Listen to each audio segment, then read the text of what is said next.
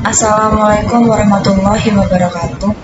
Kami dari kelompok 11 yang beranggotakan Dina Eliarto Putri, Muharram, Nur Hanifah.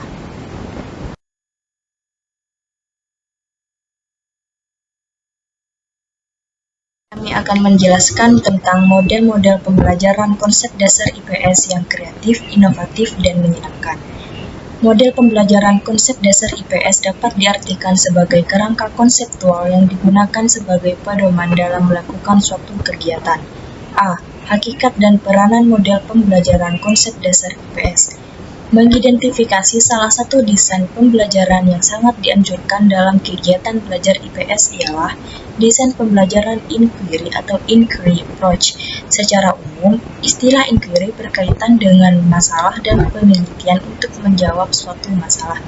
Inquiry adalah suatu proses mempertanyakan makna atau arti tertentu yang menuntut seseorang menampilkan kemampuan intelektual agar ide atau pemikirannya dapat dipahami. Banks 1990 mengemukakan pendekatan mengajar dalam IPS dengan menggunakan inquiry sosial untuk menghasilkan fakta, konsep, generalisasi, dan teori.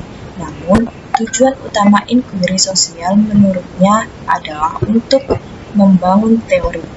Dalam sudut pandang ini, tujuan utama inquiry sosial adalah memberikan kontribusi untuk para pengambil kebijakan dalam menghasilkan keputusan-keputusannya.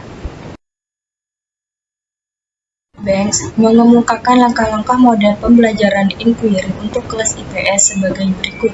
1. Perumusan masalah atau problem formulation. 2.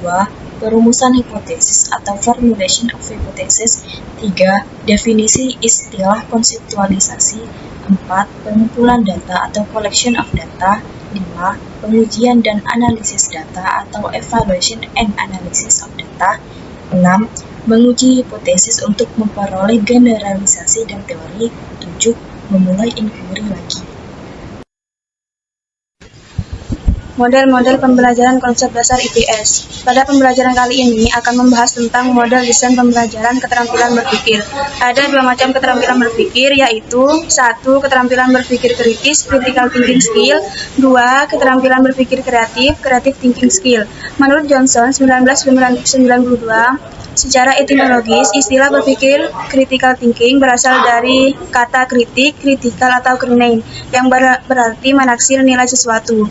Kritik adalah perbuatan seseorang yang mempertimbangkan, menghargai, dan menaksir nilai sesuatu hal. Selanjutnya, Johnson 1992 merangkum beberapa definisi critical thinking dari beberapa ahli. Seperti ini, 1987, 1989, Lippmann 1988, Siegel 1988, Paul 1989, dan McPeak 1981, yang disebut juga The Group of Five. Ia menyimpulkan bahwa ada 3 persetujuan substansi dari kemampuan berpikir kritis. Pertama, berpikir kritis memerlukan sejumlah kemampuan kognitif.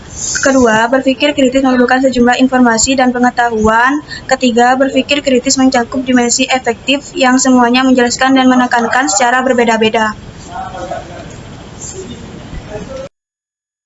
Kembangkan kemampuan berpikir menurut para ahli. 1.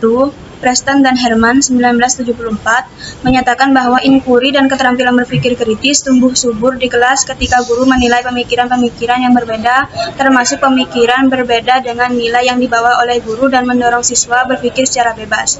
2. Brand 1989 menyatakan bahwa pada saat ini belum banyak muncul kesadaran yang tinggi di kalangan pendidik di persekolahan untuk mengajar para siswa tentang kondisi dunia yang semakin berkembang pesat, yang menuntut adanya respon dengan pemikiran secara kritis.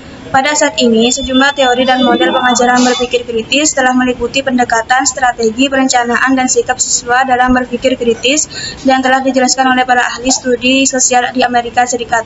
Seperti Williams 1995 memperkenalkan suatu pendekatan metakognitif yang merupakan suatu cara alternatif untuk mengajar keterampilan berpikir kritis melalui penjelasan guru, membuat percontohan atau model oleh guru atau siswa. Frankel 1985 menyatakan bahwa orang akan berpikir kritis apabila mereka membuat pertimbangan atau penilaian dalam memilih keputusan terbaik dari sejumlah alternatif berdasarkan suatu kriteria.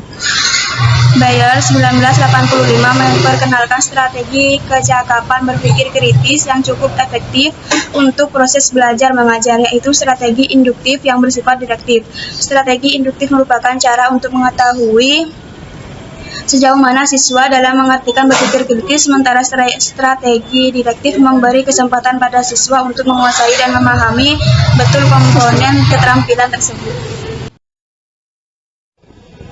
Kemampuan siswa dalam memecahkan masalah baik pribadi maupun sosial sangat diperlukan karena pada hakikatnya siswa hidup di tengah lingkungan masyarakat yang penuh masalah. Hal ini sejalan dengan tujuan pendidikan, yaitu mendewasakan siswa, dan model pembelajaran yang tepat ialah problem solving, yaitu merupakan model pembelajaran dalam IPS. Ada 4 tahap dalam problem ini, yaitu menurut Safik dan Armstrong, yaitu 1. Mengenal adanya masalah, 2. Mempertimbangkan pemecahannya, 3. Memilih dan menerapkan pendekatan masalah, dan 4. Mencapai solusi untuk menyelesaikan masalah. Sedangkan menurut Wilkins ada 6 langkah, yaitu 1. Mendefinisikan masalah, 2. Mencari alternatif, 3. Mengunci alternatif solusi, 4. Memilih solusi, 5. Bertindak sesuai dengan pilihan solusi, dan yang terakhir atau 6 yaitu tindak lanjut. Model pembelajaran pengambilan keputusan, yaitu berkaitan dengan kemampuan berpikir tentang alternatif pilihan yang tersedia, menimbang fakta dan bukti yang ada, serta mempertimbangkan tentang nilai pribadi dan masyarakat.